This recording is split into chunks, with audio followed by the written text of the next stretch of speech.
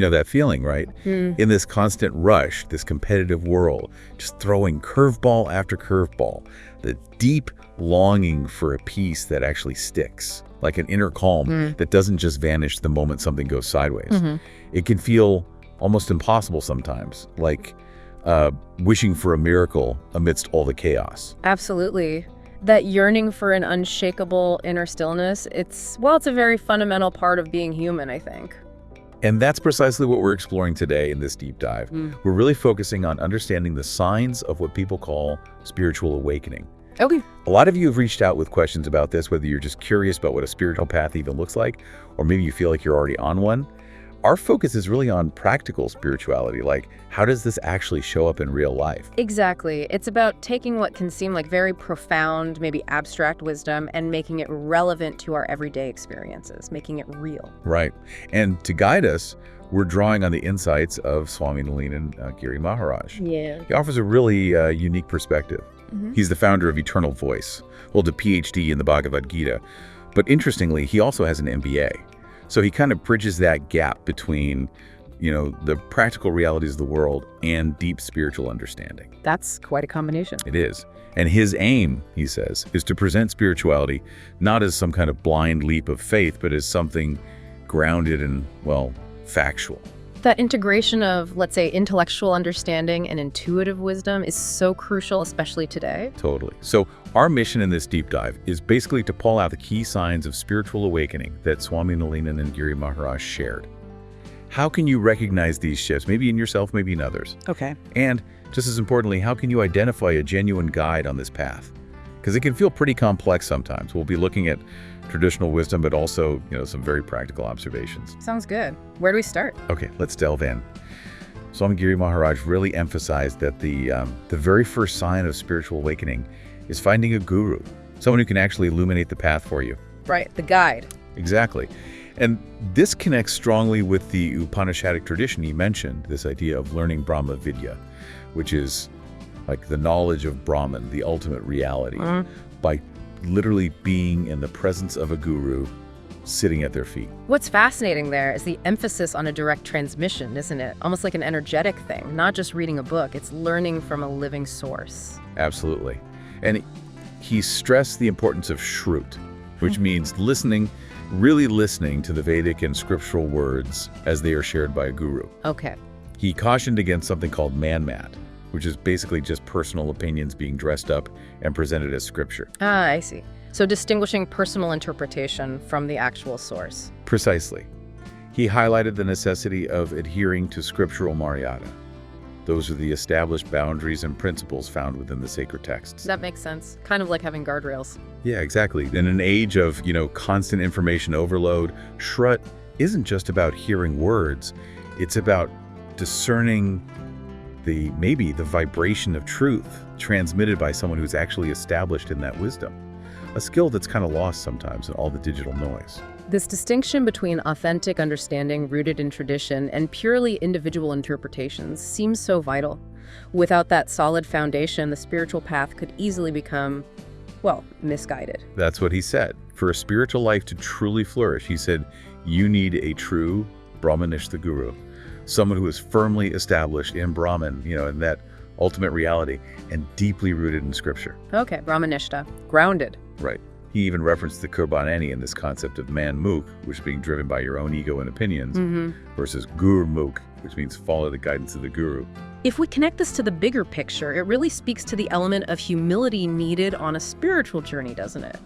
Recognizing that our own individual understanding is, limited, and that true wisdom often flows through a lineage, through experienced guides. He used a really helpful analogy, too.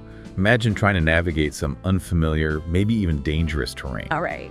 You'd want an experienced guide, wouldn't you? You might have a GPS, a map, but without someone who truly knows the landscape, the hidden pitfalls. You could still get lost, easily. Exactly. You could get lost or run into trouble. It's the same, he said, with needing a guru to guide you through the often unseen landscapes of your own inner world. That's a powerful image. Now, the second sign of spiritual awakening, according to Swami Giri Maharaj, it shifts. It goes from that external guidance to more of an internal transformation. Okay, inward focus now. Yeah. He drew from the Bhagavad Gita, talking about freedom from desires, vihaya kamyan. a lack of craving nirasra, the absence of possessiveness nirmamo, and egolessness nirahankara. Wow, those are significant shifts. They really are. And he explained that this naturally leads to equanimity in pleasure and pain, samadukha sukha aham. It sounds like a really profound inner shift. What does this practically mean for someone listening, do you think? Well, what's important to understand, I think, based on his explanation, is that this isn't about forcefully suppressing your desires through sheer willpower. That often backfires. Right. Instead, it's described more as a natural consequence of a deeper inner realignment, a shift in your fundamental sense of self, perhaps. He elaborated on that. He said it's about experiencing a growing sense of inner contentment, like a feeling of completeness. Oh, okay. It's a gradual process, apparently, where your main focus starts to move away from constantly chasing external stuff, material things, and clinging so tightly to personal attachment. Right. Less outward focus. Yeah. And this shift, he said, happens through the grace of the guru. You begin to feel more whole and satisfied within yourself, and that sense of lack, that feeling we often try to fill externally. That void. It starts to diminish. This sense of inner fullness becomes a key indicator. It suggests a turning inward, a finding of satisfaction in something, more profound than just fleeting pleasures. That inner fullness, that's a really key marker. It points towards discovering satisfaction within rather than always seeking it outside. Now, understanding these internal shifts, it naturally leads us to the next question. Who can actually guide us effectively through this? How do we identify a genuine spiritual teacher, a true guru, who can lead us towards this awakening and lasting peace? Because, let's be honest, as many people observe, there seems to be a lot of individuals claiming to be spiritual guides these days. That's a very important point, and discernment is absolutely crucial here. Swami Giri Maharaj highlighted the existence of 6 authentic spiritual traditions. They're known as sampradayas. Sampradayas, okay. Yeah, and each has a lineage tracing back to the Jagat Gurus. These are highly revered spiritual teachers like Shankaracharya, Ramanujacharya, Ramanandacharya, Vallabhacharya, Madhvacharya, and Nimbarkacharya. Wow, okay. So established lines. Exactly. He emphasized that a genuine guru will typically adhere to the scriptural authority within one of these established lineages. It provides a kind of framework, a way to assess their grounding and authenticity. That offers a valuable framework, doesn't it? Almost like a lineage provides verifiable roots. Precisely. He again cautioned against the rise of man-mad, those personal opinions passed off as scripture and self-proclaimed teachers who lack this solid scriptural foundation. Right. He pointed out a significant challenge in our time. Many people simply lack the knowledge of Sanskrit and the Vedic scriptures to independently verify the authenticity of teachings. It's hard for the average person. That limited direct access to the original sources does create an environment where, unfortunately, misinformation can spread more easily. Yeah. And this is precisely why that connection to a genuine lineage becomes so vital. It acts as a kind of safeguard, ensuring the continuity of authentic wisdom over time. He also touched upon something else we see, the increasing commercialization of spiritual discourses, where satsangs, these spiritual gatherings, can sometimes feel more like a business venture than, a selfless service.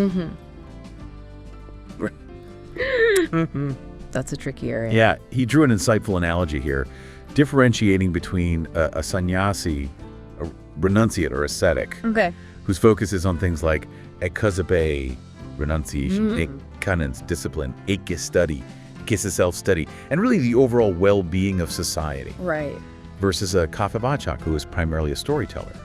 What's the core distinction there, really? Well, the fundamental difference I think he was suggesting lies in their underlying motivation and their primary commitment. Yeah. Is their main focus on personal gain, maybe material success, or is it deeply rooted in selfless service and the sincere pursuit of truth? That makes sense. Motivation is key. Yeah. And then he shared a really beautiful and practical analogy, the bee analogy. Oh, I like analogies. Me too. He said that a true guru and an authentic spiritual environment will naturally attract those with a genuine spiritual inclination, much like a bee is drawn to a real flower, not an artificial one. Ah, nice. So he suggested looking for places and teachers that genuinely offer peace, selflessness, and pure knowledge as a service, not primarily as a commercial enterprise. That's a very helpful, practical way to assess a spiritual environment. What's the vibe? What's the atmosphere? What values are actually being emphasized? Are they aligned with genuine spiritual seeking? Exactly. It gives you something concrete to look for. Right. Now, shifting gears slightly, we talked about a concept that feels particularly relevant today, the Kali Yuga. Ah, yes, the current age. Right. There's this well-known saying, Kali Yuga Keval Nam Atara, which suggests that in this particular age, simply taking God's name is sufficient. And given, the rapid changes in our world, the way people might even connect with the divine through various forms of media or entertainment, it makes you wonder about the essence of spiritual practice right now. It's true that the scriptures do acknowledge the, let's say, unique characteristics of the Kali Yuga. They recognize it as an age where certain spiritual practices might be more challenging, and therefore the power of Nam Japa, the chanting of divine names, is particularly emphasized. Okay, so there's truth to that saying. There is, but Swami Giri Maharaj added a crucial caution. He said that even this powerful practice of name chanting has Maryada-specific guidelines and principles. Right, those boundaries again. Exactly. And Parampara, a traditional framework, he specifically mentioned the Sri Ram Sharnam tradition and the importance of receiving a mantra, that sacred sound, through a proper vidhi, a prescribed method, from a Brahmanishta Sant, a realized saint. Okay, so it's not just picking any name. Right. This, he explained, is what makes the mantra Chaitanya conscious, alive, and truly effective. So, while the intention to connect with the divine through chanting is definitely valuable, Of course. the effectiveness and the depth of that connection can be significantly enhanced through proper guidance and transmission within a tradition. The key insight there seems to be that while the intention is great, the how matters.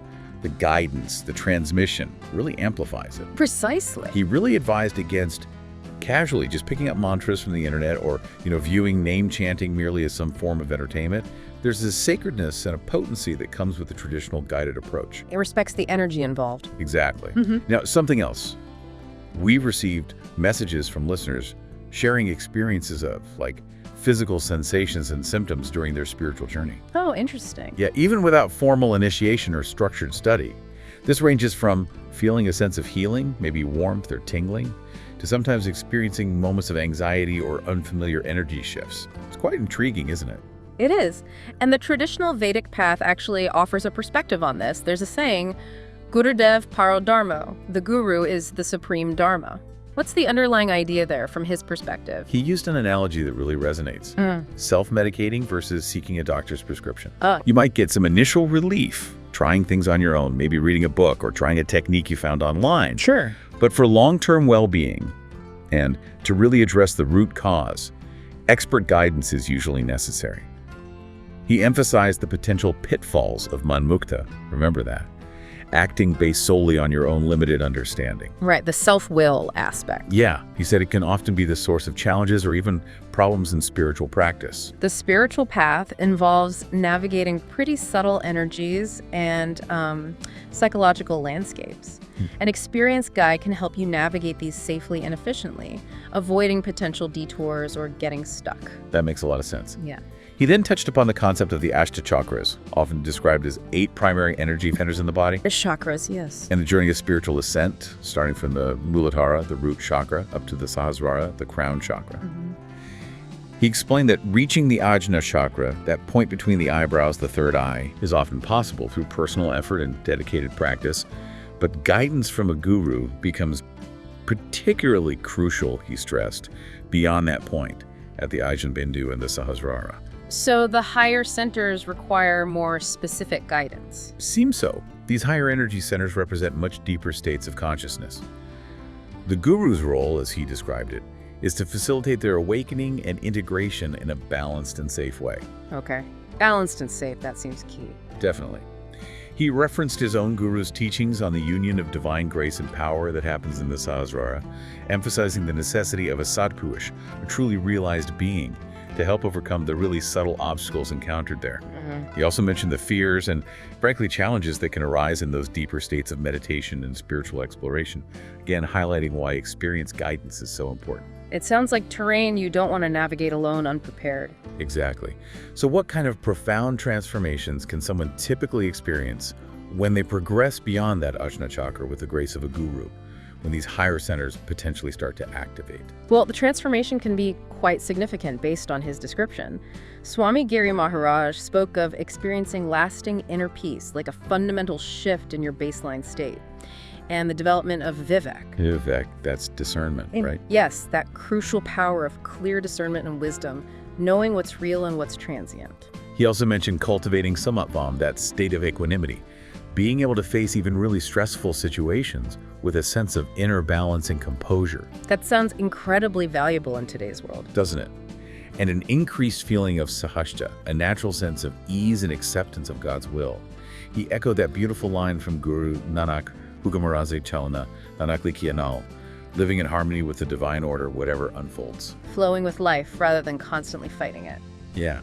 Furthermore, he highlighted the potential for developing self-healing capabilities, like for physical ailments, through focused attention and a deep inner connection. Interesting mind-body connection. Right. And a consistent state of prasanada, which is like an underlying joyfulness, shant, profound peace, and santosha, a deep sense of contentment, regardless of external circumstances. Those sound like markers of a truly significant inner shift. Joy, peace, contentment from within. He even referenced the Bhagavad Gita on the nature of prasana chittasa, that joyful consciousness, saying it's the foundation for stable wisdom. It really paints a picture of a truly transformed human being. It does. But then he shared a perspective that brings a dose of realism to this whole journey, regarding how many people actually attain these higher spiritual states. Ah, okay. Tempering expectations, perhaps. Maybe. He quoted a very insightful verse from the Bhagavad Gita.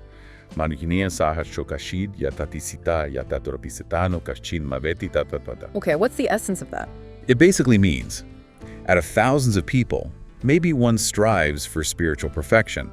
And even among those who have achieved some degree of perfection, hardly one truly knows me, the ultimate reality, in essence. Wow. So it's quite rare. It really puts things into perspective, doesn't it? He emphasized that reaching the highest spiritual states is, well, a rare achievement. And he cautioned against those who might claim it's easy, or that widespread attainment is common. It serves as a reminder that this is often a deep, dedicated, and perhaps long journey. That's a sobering but important point. Humility again. Right. Now let's explore something fascinating, the concept of Shaktipat. The transmission of energy. Exactly, the transmission of spiritual energy. Our listeners frequently ask about this, especially why gurus sometimes give mantras directly into the ear. What's the significance of that specific practice? Swami Giri Maharaj offered a very insightful explanation of Shaktipat. He described it as a process that can actually occur on 3 distinct levels. 3 levels, okay. Yeah. Sparsh, which is through touch, drishti through sight or gaze, and vichar, which is through thought, intention, or even just the guru's mere presence. Wow. Touch, sight, thought. Right. These are all ways in which a guru's spiritual energy can potentially be transmitted to a disciple. He used such evocative analogies to explain this, like a hen nurturing and hatching its eggs through the warmth of its touch, Sparsh. a fish caring for its young with a constant, unwavering gaze, and a tortoise nurturing its distant eggs purely through the power of its focused thought. For sure. Those are great illustrations. Really helps visualize how subtle energy might work, doesn't it? He even referenced that well-known Mahabharata episode of Gandhari, bestowing immense power Shaktipat upon her son Duryodhana simply through the intensity and purity of her gaze. Right, just before the battle, highlighting the incredible potency of focused intention. Exactly.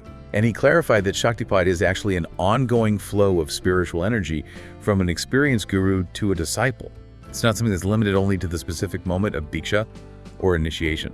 Ah, okay, so it's a continuous connection, not just a one-time event. That's the idea. So diksha is a separate and distinct process then. Yes, he described diksha as a more formal ceremony.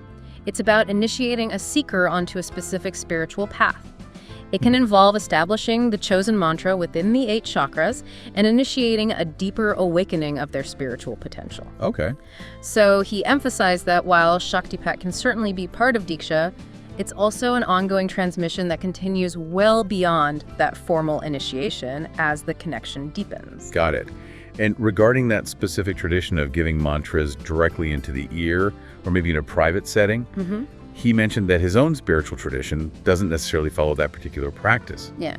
So the methods can vary quite a bit depending on the lineage and the guru's own approach. Right, different paths, different methods. He then shared a fascinating story about the great Saint Kabir receiving his transformative mantra, Ram, from his guru Ramananda. Apparently it happened in a rather unconventional way. Kabir accidentally stepped on Ramananda in the dark early one morning, and Ramananda exclaimed, Ram! And Kabir took that exclamation as his initiation mantra. Wow, that's amazing. Isn't it? The key takeaway from that anecdote, he said, was that the specific manner in which the guru imparts the mantra is less important than the fact that the guru, with their spiritual power and intention, is the one bestowing it. It's the underlying power and blessing that truly matter, not necessarily the formality. That makes sense. The substance over the form. Exactly. This brings up an interesting question, though. Does a mantra possess its power and effectiveness, even if the person chanting it doesn't have complete faith? Or maybe doesn't fully understand it? That's a common question. Swami Giri Maharaj explained that while the inherent purifying power of sacred names, like Hari, exists regardless of the chanter's specific intention or their inner feeling, they're called. Okay, so there's inherent power. Yes, but the full activation of the mantra's energy and its transformative potential are definitely enhanced and amplified by the seeker's faith and sincere devotion. It completes the circuit, so to speak. He used a very relatable analogy here, too. Fire has the inherent property to burn, right? Whether you touch it intentionally or accidentally, it's still going to burn you. Right. Similarly, he said, the sacred name Hari possesses a purifying energy. However, the depth of your connection and the resulting transformation will likely be much more profound when it's accompanied by genuine faith and understanding. So faith unlocks the deeper potential. Seems like it. Now, this leads to an even more profound question. Can Shaktipat actually occur without a formal Diksha ceremony, or even if the recipient isn't consciously willing or aware of it? This touches upon the immense compassion and the boundless nature of the divine, of grace. Swami Giri Maharaj shared a powerful analogy from the scriptures, the story of Lord Vishnu rescuing Gajendra, the elephant devotee. Oh, right, Agendra Moksha. Exactly. Even though the crocodile, the Gra, had a firm hold on Gajendra, who was Vishnu's devotee, Vishnu intervened directly. What's the significance there? Well, the point he made was that when divine grace chooses to intervene, it often transcends our human understanding of strict rules and expectations. Right, it's beyond logic sometimes. He explained that a truly realized saint, through their immense Sankalp Shakti, their powerful force of intention rooted in their spiritual realization, can indeed bestow Shaktipat upon anyone, even without the need for a formal initiation or the recipient's conscious desire or even awareness. Wow. That's quite something. It speaks to a deep interconnectedness, doesn't it? And the potential for grace to act in really mysterious ways. It really does. Now, thinking about crises. During times of global crisis, like the recent COVID-19 pandemic, many people naturally wondered about the role of spiritual power. Were highly realized yogis and gurus actively using their abilities, maybe including Shaktipat, to protect humanity or alleviate suffering on a larger scale? That's a sensitive question. Swami Giri Maharaj shared his personal experience of being in the United States during that really challenging period. Okay. Their ashram diligently followed all the safety guidelines, but they still maintained regular spiritual gatherings, carefully managed, and he also conducted extensive online yoga training for literally thousands of police officers during that time. Wow, police officers. Yes.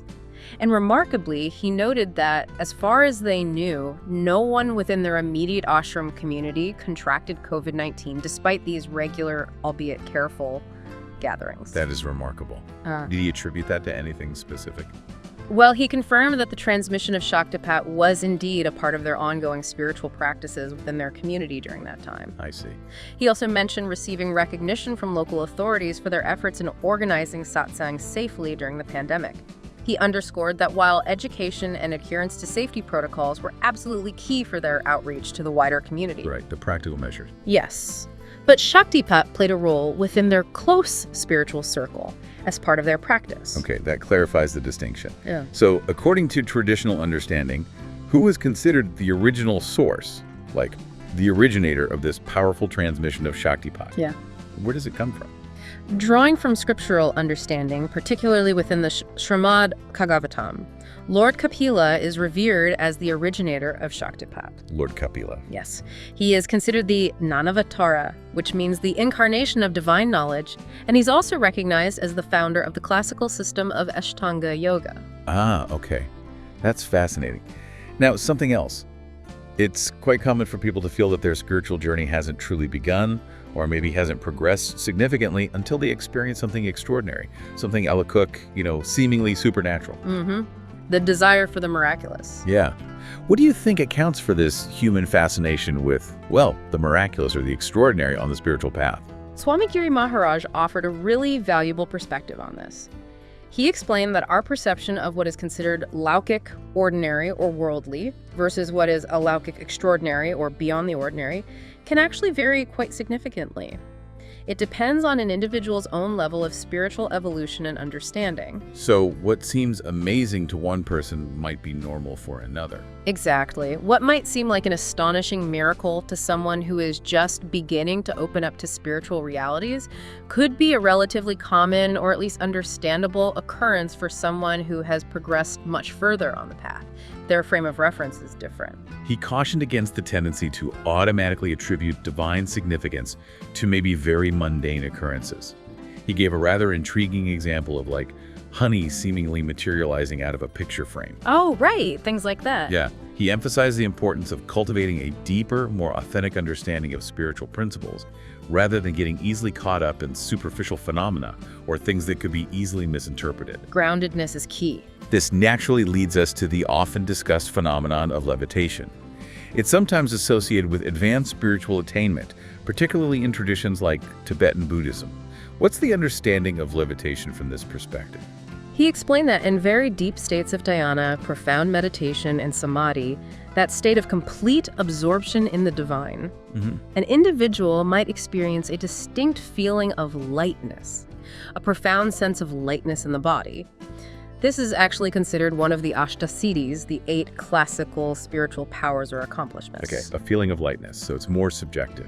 Well, while it might feel like levitation subjectively, he clarified that physical levitation, the literal rising of the body against gravity, is not typically described as a literal external occurrence in the way we might imagine it. It's more often understood as a specific experience within a very deep state of consciousness. Now, he did acknowledge that there have been reports and observations of apparent physical levitation within some spiritual traditions. But he also emphasized this distinction between what he termed the Puranic level of understanding, which can sometimes include seemingly fantastical accounts, Right, the stories. and a more realistic and logical approach to spirituality. So be discerning about those accounts. Yes. He cautioned against being easily misled by accounts that lack a sound logical and spiritual basis. And he also shared his own personal experience, saying that despite his many decades immersed in the spiritual field, he himself has never witnessed actual physical levitation. That's quite telling. He then offered a really insightful reinterpretation of some seemingly miraculous events described in scriptures, like the well-known story of Lord Krishna lifting Govardhan Hill. Oh yeah, that's a classic. He suggested that these accounts often serve as symbolic representations of much deeper spiritual truths, rather than necessarily literal events. How so? For instance, he explained that Go in Sanskrit can be interpreted as the senses, and Govardhan, the hill, can represent the aggregate, the totality of all the senses. Therefore, Krishna lifting Govardhan can be understood symbolically as the soul, the divine spark within, gaining mastery and control over the often overwhelming power of the senses. Wow, that gives it a whole different meaning. Much more practical. Absolutely. He extended this symbolic interpretation to other seemingly unrealistic stories found in the scriptures, like the incredible age of Sanat Kumar or Hanuman's remarkable flight to Lanka. He urged listeners to look beyond the literal surface narrative and seek the underlying spiritual message. So it's about extracting the wisdom, not getting stuck on literalism. Precisely. This approach encourages a more practical and reasoned understanding of scripture that aligns with both logic and spiritual wisdom. This now brings us to the deeper meaning of Leela. That term often translated as divine play that we hear a lot in spiritual context. From this perspective, what does Leela truly signify? Swami Giri Maharaj described Leela as a mysterious, often seemingly paradoxical act of the divine. It's like a kind of coded language where the full meaning isn't immediately obvious on the surface. It requires a process of thoughtful decoding to truly understand its significance. Coded language. Yeah. Okay. Can you give an example? He provided a beautiful example. Krishna eating and even sharing leftover food, kamana, with the cowherds. Right. On the surface, simple. But he highlighted how the seemingly simple act powerfully challenged the rigid social hierarchies and caste rules of the time. It emphasized the intrinsic equal value of all devotees in the eyes of the divine. Ah, so it had a social message embedded. Exactly. He connected it directly to the broader principle of social equality and divine love transcending societal norms. Another example he used was the story of Rama building the bridge to Lanka. He made stones float on the ocean, yet when he put his own hand in the water, it sank. Interesting paradox. Yeah. And when Hanuman reflected on this, he realized the deeper truth. The stones floated purely due to Rama's divine name and will, his power, while Rama himself, acting in his human incarnation, was demonstrating dependence on that very same divine power. It showed that even the divine relies on the divine. That's profound. It reveals layers of meaning. Right. He underscored the crucial importance of developing the ability to intelligently interpret scriptures, to decode them, to grasp their true essence, and avoid getting caught up in purely literal, sometimes unrealistic and potentially misleading interpretations. So it's about looking for the symbolic meaning. Yes.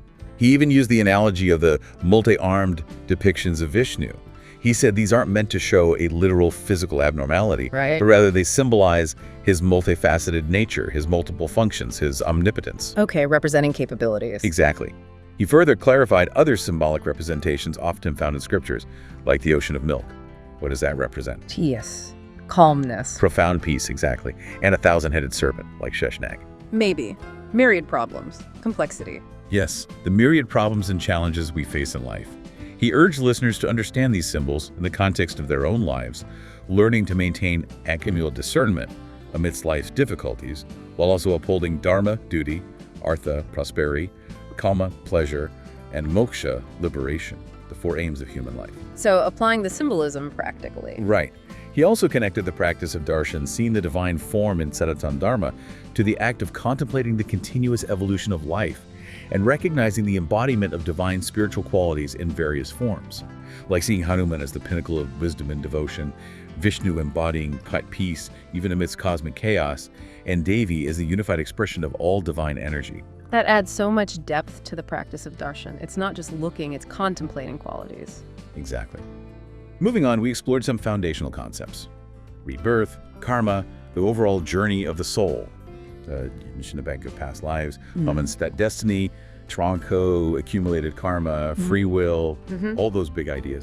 The big picture. Given the wide spectrum of spiritual understanding among individuals, how can someone who is perhaps, let's say, in a spiritual nursery, just starting out, begin to grasp these more advanced concepts? He used a very relatable analogy here, the education system. Okay. Just as students are admitted to different grades in school, kindergarten, first grade, high school, based on their prior learning and current level of understanding. Right. So too is spiritual comprehension often a gradual process. You wouldn't expect someone in kindergarten to immediately grasp the complexities of a doctoral thesis. Makes sense. Build foundations first. Right. He further explained the kind of desicocole structure often found in Hindu scriptures. The Puranas, filled with stories and narratives, often serve as a foundational base. Okay, the stories are the entry point. Often, yes. And they gradually lead towards the more philosophical and profound teachings found in the Vedas and Upanishads at the higher levels of the pyramid. This suggests a natural, progressive path of understanding. Step by step. Exactly. He emphasized that the spiritual journey is often a slow and steady one. He quoted, Sharvivedi, which means keep moving forward, don't get discouraged. I like that. Keep walking. Yeah. Spiritual growth, he said, is like a seed. It slowly sprouts, sends down roots, and gradually develops into a mighty tree. It takes time, patience, and consistent nurturing. It's not instant enlightenment usually. Usually not. He acknowledged that many individuals may remain primarily at the level of understanding the Puranic stories, which have immense value in themselves. But he also stressed the importance of consciously striving to integrate the practical aspects, the philosophical insights of Vedanta, and the deep wisdom of the Upanishads to gain a more complete and nuanced understanding as one progresses. So, value the stories, but also seek the deeper philosophy behind them. That seems to be the idea. Okay, so for someone listening right now who feels a genuine calling, maybe they feel that pull to embark on a spiritual journey, but they're wondering, where do I even begin? What would you say, based on this discussion, is the very first practical step? Swami Giri Maharaj offered a beautiful and universally applicable guiding principle right at the end. He quoted, Atmana pratikulani paresham na samacharet. Okay, what does that mean? Essentially, what is unfavorable to yourself, do not do to others. The golden rule, basically. Ah, the golden rule. Simple, yet profound. Incredibly profound. He emphasized the fundamental importance of recognizing our shared humanity, something that transcends any labels of religion or... Humanity first. Yes. It's about actively practicing that golden rule in your daily interactions. Treat others with the same respect, kindness, and consideration that you yourself desire, which means, practically, try not to lie. Try not to intentionally insult or harm others. Basic human decency, really. Exactly. He highlighted that the ultimate aim of the Vedas isn't just to assign religious labels, but to cultivate virtuous, compassionate, humane individuals. He asserted that at its core, humanity is the highest dharma, the ultimate guiding principle. That's a powerful statement. Humanity is the highest dharma. He even referenced the wisdom of Guru Arjan Dev in the Sukhmani Sahib, Sarbadoram Meshresh Dharam, Harko Nam Jap Nirmal Karam. The best of all religions is to lovingly remember the divine name and perform pure, selfless actions. Beautiful. Name and action together. And he also mentioned the core tenets of Zoroastrianism. Good thoughts, good words, good deeds. Simple, clear, powerful. He concluded by beautifully summarizing that aligning our thoughts, our words, and our actions with this principle of treating others as we wish to be treated, that harmony is the foundational path to becoming a truly great human being. And this, he affirmed, is a powerful and practical first step for absolutely anyone embarking on a spiritual journey, regardless of their current level of understanding or where they think they are on the path. That's a fantastic place to start, isn't it? Grounded in how we treat each other. Swami Giri Maharaj, thank you so very much for sharing your profound wisdom and these really practical insights on the signs of spiritual awakening today. It has been truly enlightening and deeply appreciated. It was a pleasure to delve into these teachings. Very insightful. And thank you, dear listener, for joining us on this deep dive. We sincerely hope you found some valuable insights here that resonate with you, maybe spark some thoughts. We always encourage you to share your own thoughts and experiences in the comments section. We genuinely appreciate hearing from you. And if there are any other topics you'd like us to explore, perhaps with Swami Giri Maharaj again in the future, please do let us know. Yes, please do. Finally, as you navigate the rest of your day, maybe just consider this. How can you consciously apply that fundamental principle? Treat others as you wish to be treated as the very first tangible step on your own spiritual journey. Regardless of where you currently find yourself on that path or what your level of understanding might be right now, it's a really powerful starting point available to each and every one of us. Something to ponder.